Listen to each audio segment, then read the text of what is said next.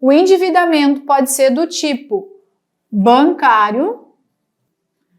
E como eu disse, esse é o mais usual, é o momento que a empresa vai lá nos bancos, pega ou o empréstimo ou o financiamento e faz esse tipo de negociação.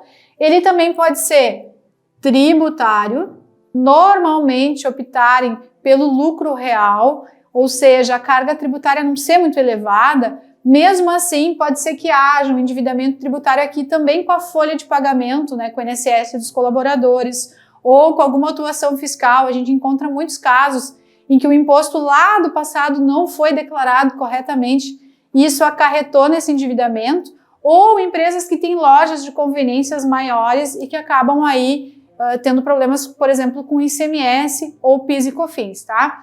Além do bancário, do tributário, a gente ainda tem o endividamento com fornecedores.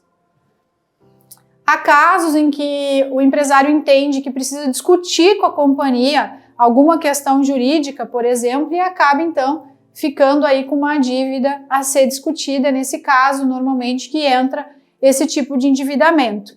Além dos fornecedores, a gente tem os terceiros.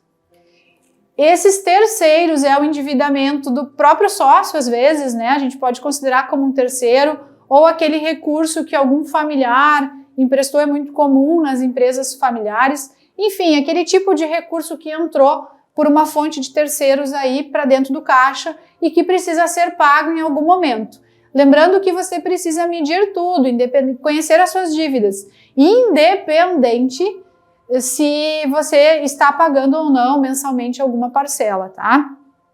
Além dos terceiros, a gente tem as dívidas trabalhistas, que são dívidas relacionadas a algum acordo na justiça com o colaborador ou algo que tenha a ver com essa relação de trabalho e ficou pendente. Acontece alguns casos de sindicatos e tudo mais.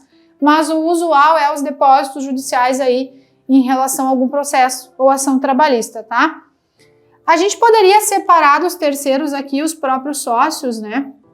Para deixar bem claro que todo e qualquer real que você colocar para dentro da empresa, você precisa medir e a empresa tem uma dívida contigo a pagar e que em algum momento da história dessa empresa e que em algum momento, que nem que seja na venda, né? Porque a ideia é que a gente prepare as nossas empresas para o investidor, não para nós mesmos, isso seja retornado para o caixa, tá?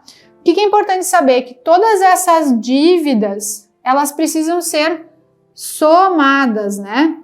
Vou botar aqui, somadas. Elas precisam ser totalizadas, tá?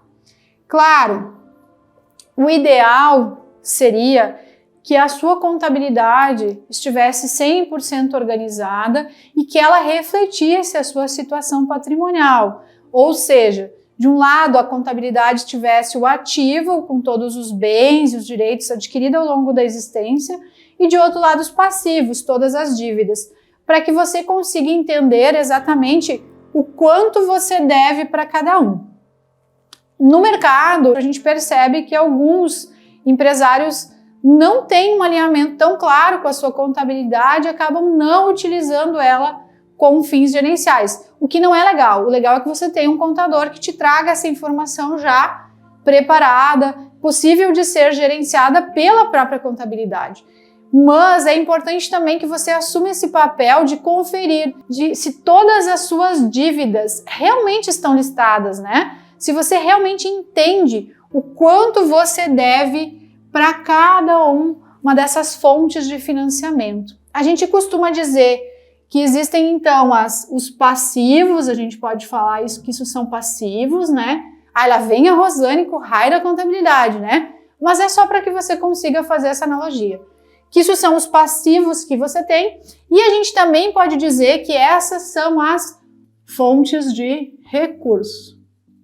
Ou seja, a origem, como você financia a sua operação, qual é a sua principal fonte de financiamento.